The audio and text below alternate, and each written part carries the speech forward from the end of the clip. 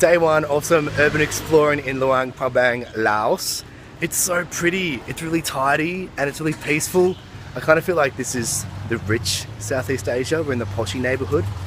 We'll run into the Real Housewives of Laos or something pretty soon. So after eating some nutty noodle stuff, we really took in the sights of the city, and it was so quiet. I could literally fart and someone the town over would hear me. And the Mekong River looked a little pooey, but it was pretty stunning up close. It wouldn't be Southeast Asia without a market. This market was actually insane, and I'm pretty sure most of the things you could buy here were illegal to sell. Chicken and fish were fine, but there were swords, frogs, and bats as well.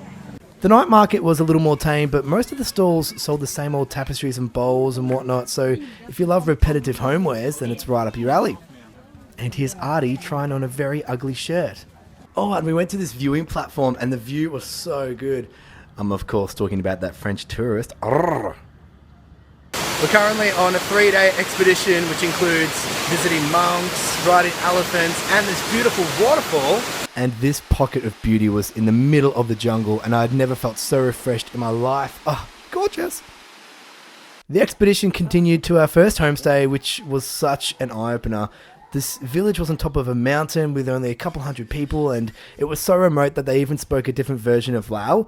But the universal language of soccer was a huge hit for everyone, a language I speak pretty terribly because cardio is not my friend. We are walking through some of the most dense jungle I've ever seen. I'm in like an episode of Lost. I feel like we're going to find a bunker and a smoke monster, but we're on the way to an elephant village to ride some elephants. Along the way was this tiny house with these super cute kids, and our guide told us that if we take a photo of the kids that we should show them the photo because they don't have mirrors and they don't know what they look like.